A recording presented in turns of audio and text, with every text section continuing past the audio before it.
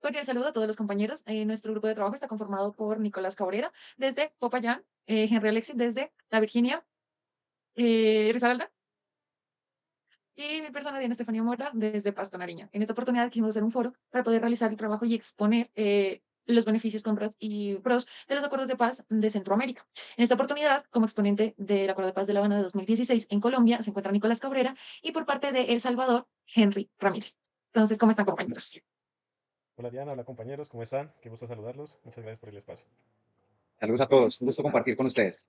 Vale, bueno. En primer lugar, creo que lo más importante es contextualizar acerca del país, de la condición social, económica, política. Entonces, Nicolás, por favor, inícianos comentando cómo fueron los hechos que realmente se produjeron de tal manera que había esta guerra constante en Colombia. Bueno, claro que sí, Diana.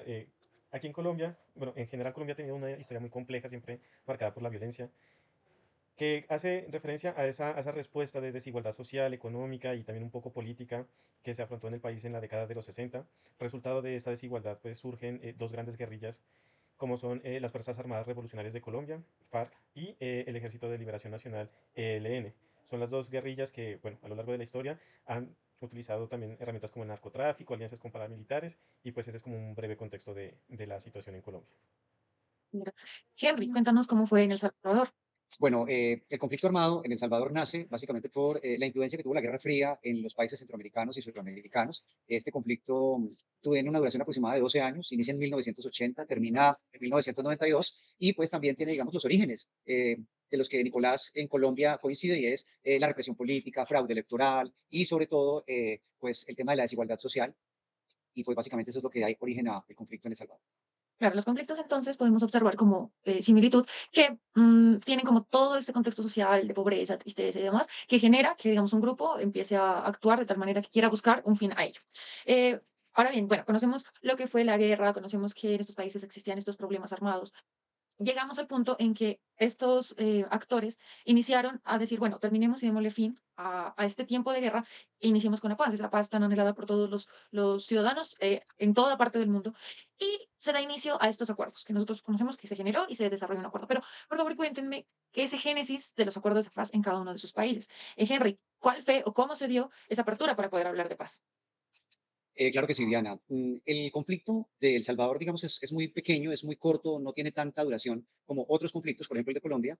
Entonces, este conflicto, su proceso de paz es más rápido. En 1980 inicia el FMLN, que es la guerrilla que estaba tratando de acceder al poder a través de la lucha armada, y en 1984 se inicia el primer diálogo con el gobierno en el mes de octubre con el objetivo de que se pudiera desescalar el conflicto. También había una presión internacional en ese momento, sobre todo en México, Estados Unidos, Venezuela, y hubo una gran movilización social, a pesar de que El Salvador es un país muy pequeño, 20.000 kilómetros y 5 millones de habitantes, pero sí una gran movilización social que generó inestabilidad política y derivó en los inicios de estas conversaciones de paz. Vale, así las cosas, Henry, por favor, señálanos muy específicamente cuáles fueron esos actores de este acuerdo de paz o bueno, de estas conversaciones. Claro que sí, el gobierno de El Salvador, por supuesto, era el eje central. Habían unos escuadrones de la muerte, al parecer eran grupos paramilitares, esos actores entraron también en el proceso de paz, la comunidad internacional y, por supuesto, el FMLN y la sociedad civil, con acompañamiento internacional de la ONU y de otros países como Estados Unidos, Venezuela y México. Es bueno también compararlo entonces en estos momentos con Colombia. Nicolás, las mismas preguntas. ¿Cuál fue ese génesis y cuáles fueron esos actores que participaron en estas conversaciones? Bueno, cuando hablamos del génesis de estos diálogos de paz aquí en Colombia, sí tenemos que hablar sobre un proceso de más de 50 años de conflicto que llevaba el país, ¿sí? En ese sentido, pues es más de medio siglo en conflicto. Y en el gobierno del expresidente Juan Manuel Santos se inician estos diálogos. Es decir, iniciamos en diálogos en el año 2012 con una de las principales guerrillas que están o que operaban aquí en el territorio, como fueron las FARC. Y estos diálogos iniciaron en La Habana. Fueron 4 años de diálogos para poder llegar hasta la firma de estos acuerdos de paz. Entre los actores, pues, que están involucrados está principalmente, pues, obvio, el gobierno, representado a través del presidente, Juan Manuel Santos, y del equipo negociador que él designó para el entonces. En la otra parte tenemos a las extintas guerrillas de las FARC, también representadas por su líder, quien en ese tiempo era Timo León Jiménez.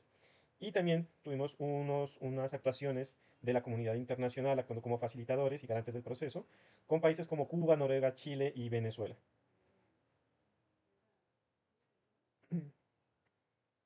Súper interesante todos los actores y pues prácticamente todos los lugares o también las ayudas internacionales que fueron parte de este proceso. Nicolás, cuéntanos, ¿cuáles fueron los puntos claves de estas negociaciones? Bueno, para hablar de los puntos claves, sí quiero hacer una pequeña acotación y es que de los gobiernos anteriores al de Juan Manuel Santos ya venían intentándose realizar unos acuerdos de paz, que tenían cada uno unos matices diferentes. Tal vez este acuerdo de paz de Juan Manuel Santos resulta como el más integral, ¿sí? ¿Por qué? Porque en los puntos que se trataron para la firma del acuerdo de paz en el 2016 se incluyeron temas muy importantes como la creación de una comisión para esclarecer toda la verdad sobre el conflicto y poder brindar así reparación integral a las víctimas. Es muy importante esa palabra, ¿no? La integralidad. Otro punto que fue muy importante es la desmovilización y la reincorporación de los exguerrilleros a la vida civil. Buscar esos mecanismos y la creación de esas rutas que faciliten esto. Otro de los puntos principales también fue la creación de un sistema de justicia transicional para poder juzgar a los responsables de los crímenes, perdón, cometidos durante el conflicto. Y finalmente, pues encontramos como gran punto la implementación de una reforma política y social para abordar unas causas de fondo del conflicto. Vale, perfecto. Henry, traslado también la pregunta, ¿cuáles fueron esos puntos claves de las negociaciones de los acuerdos en El Salvador? Bueno, El Salvador podría decirse que se resumiría en unos 5 o 6 puntos claves para que el acuerdo de paz entre la guerrilla, el FMLN y el gobierno de El Salvador se pudiera llevar a cabo. El primero, por supuesto, tiene que ver con unas reformas constitucionales. Ellos también indicaron que había que tener una amnistía general para todos los actores del conflicto y una reforma agraria, una profunda reforma agraria, lo que ellos llamaban una transferencia de tierras, porque aunque El Salvador, como les indiqué anteriormente, es muy pequeño, pues la tierra estaba en posesión de unos pocos. También el respeto y la garantía de los derechos humanos pues se hablaba de una creación de una policía civil que buscara como unos objetivos más sociales y menos represivos para generar entonces el fin del conflicto que se llevó a cabo en el castillo de Chapultepec. Vale, comprendido. Bueno, todo esto es muy interesante, teniendo en cuenta que, como dijimos al inicio, esto es todo en busca de la paz, que tanto añoramos como personas en general. Bueno, es importante que también en estos acuerdos existan unos puntos claves o unos mecanismos con el fin de garantizar tanto derecho a las víctimas como esa justicia y como esa garantía de que las personas que estuvieron como combatientes, por decirlo de esta manera, no cometan nuevamente delitos y faltas graves. En estos acuerdos contemplaron estas situaciones. ¿Existe algunos derechos a las víctimas o algunos puntos para los derechos a las víctimas? ¿Existe tal vez una justicia de reparación para aquellos que sí cometieron delitos y existe alguna forma, un mecanismo? Se planteó estos puntos y aquello también de qué vamos a hacer para que esto no vuelva a pasar. Entonces, Henry, te doy la palabra para que puedas exponerme acerca de esto en los acuerdos del Salvador. Gracias, Diana. Bueno, El Salvador en 1992 firma el acuerdo de paz bajo 5, digamos, acciones que buscan blindar precisamente, o 5 mecanismos que buscan garantizar los derechos humanos, la no repetición, la reparación y sobre todo pues, el acceso a la verdad. Entonces, lo primero es que se crea una Procuraduría para la defensa de los derechos humanos, en los que se incluye pues, a todas las víctimas del conflicto. Se crea una Comisión de la Verdad para El Salvador denominada CVES. También se establece un protocolo general de actuación para la atención de las víctimas de los delitos por la guerra y se establecen políticas sociales, programas de reparación y de apoyo para que el gobierno pueda, a través de acompañamiento económico, psicosocial, indemnizaciones, asistencia psicológica, entre otros, pudiera garantizar el acceso a los derechos de reparación. Súper interesante, creo que ese era como el fin principal. Y Nicolás, cuéntanos acerca de Colombia. Bueno, aquí en Colombia, claro, buscaron esos mecanismos, tanto para garantizar por una parte el derecho de las víctimas, pero por otro también establecer esa justicia para los responsables de los crímenes que hayan surgido durante este tiempo.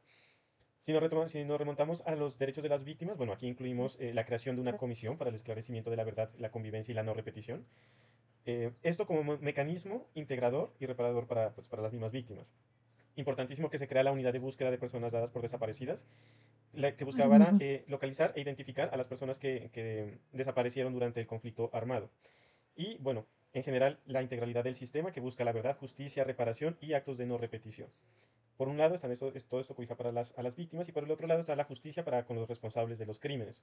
En este sentido, bueno, el sistema que se buscó implementar creó una jurisdicción especial para la paz, que es un tribunal especial que busca juzgar a los responsables de los crímenes cometidos durante el conflicto armado. Y por otro lado está la unidad de investigación y acusación. Esta unidad investiga y acusa a los responsables de los crímenes que se cometieron durante el conflicto. Vale, súper que hayan tenido en cuenta como cada uno de las partes para poder garantizar esa justicia. Ahora bien, nuevamente en el tema de esos puntos para que no vuelva a suceder estas situaciones, de que ellos no vuelvan a delinquir, ¿cómo se ha planteado o cuáles han sido los mecanismos para ello, Nicolás? Claro que sí. Aquí estamos hablando sobre un proceso, un sistema muy integral, ¿no? En donde busca en primer lugar que la desmovilización y la reincorporación Ujú. de los excombatientes de las FARC a la vida civil pues se haga de manera efectiva. También hablamos de una creación de programas de reintegración social y económica para los excombatientes y también se implementa unas medidas de seguridad y de vigilancia para prevenir que estas personas que se desmovilizaron pues reincidan en la comisión de delitos. Estas fueron como esos mecanismos utilizados en estos acuerdos de paz. Vale. Pues compañeros, realmente la explicación de cada uno de los acuerdos ha sido, yo creo que muy gratificante, toda vez que observamos como esas similitudes que tiene un acuerdo con el otro, que realmente buscan terminar con un periodo de tristeza, de guerra, de muertes y demás. Chicos, en sus aciertos de estos acuerdos en la actualidad. Henry, cuéntanos un poco acerca de ello. Bueno, digo, uno de los aciertos, como siempre, es la colaboración en este caso, la comunidad internacional, que es muy importante para ese tema. Las reformas políticas son aciertos, reformas políticas y sociales que permitieron la participación política de los actores y también la solución de algunos problemas de desigualdad, entre otros. Los programas de desarrollo social, como lo mencionaba anteriormente, un plan de control territorial que buscaba desarticular las estructuras, porque uno de los desaciertos fue que los conflictos nunca se erradican. Finalmente, la génesis del conflicto está casi siempre es en el corazón y en la mentalidad de las personas que detrás de un fin político y de unos objetivos de sacar adelante el territorio, pues se convierten más como en estructuras criminales que buscan fines personales y propios. Entonces luego ya las guerrillas se convierten en pandillas, que esa es como la dificultad o los contras que pues El Salvador presenta y que luego esos regímenes de excepción empezaron a blindar a quienes eran ya pandilleros, no guerrilleros, sino pandilleros, y que tenían el control de las zonas, entre ellos de narcotráfico, extorsión y demás. Vale, y Nicolás, en Colombia, ¿cómo se pueden observar estos aciertos y desaciertos? Bueno, Diana, para iniciar, pues la firma en sí del acuerdo de paz trae la terminación de una guerra con una guerrilla por más de 50 años. Ese es un gran acierto. Consecuencia de esto viene una desmovilización de los excombatientes y de la creación de una jurisdicción especial, ¿sí? Que busca una integralidad en todos estos procesos de la búsqueda de la verdad. Finalmente, también creo que un reconocimiento internacional hace parte de estos aciertos, ya que sirve de ejemplo para muchos otros países que están atravesando por situaciones muy semejantes, pero también hay unos desaciertos. El principal, claro, al ser un proceso tan grande, tan complejo, trae una dificultad inmensa al momento de una implementación real. Hablamos también sobre unas reincidencias o de algunas personas que se desmovilizaron o de otras que no se quisieron acoger y que hacían parte de las FARC y que pues de ello resultan algunas disidencias. Y una falta de participación ciudadana considero que son como los principales desaciertos de este proceso de paz. Vale, entendido. Bueno, yo creo que ha quedado más que claro este comparativo de los dos acuerdos de paz, tanto el de La Habana de 2016 Colombia, como el acuerdo de paz en El Salvador. Ahora bien, compañeros, es momento de concluir y dar la opinión prácticamente al respecto de lo que hemos aprendido acerca de tanto uno como el otro acuerdo. Henry, podemos comenzar.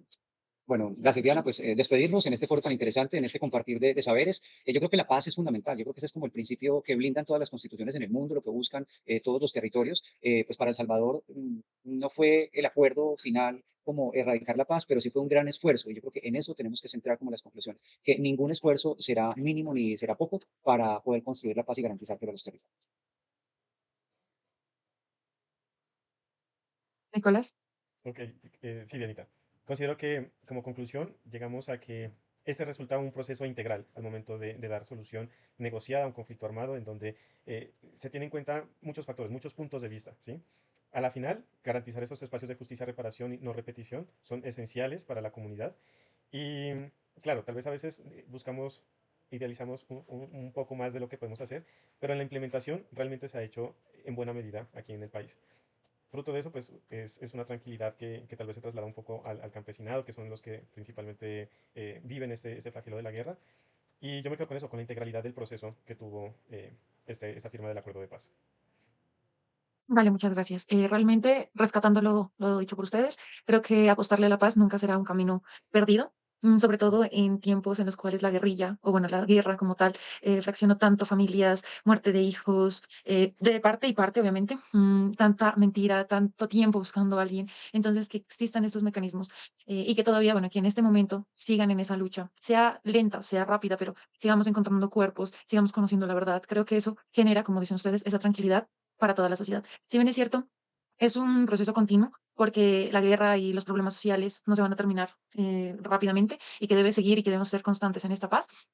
Sí es una forma para darnos cuenta de que como buenos seres estamos listos y preparados para poder terminar este caos. Y si todos nos juntamos, pues sería perfecto. Entonces, compañeros, muchas gracias. Esperamos que a todos les haya gustado este foro.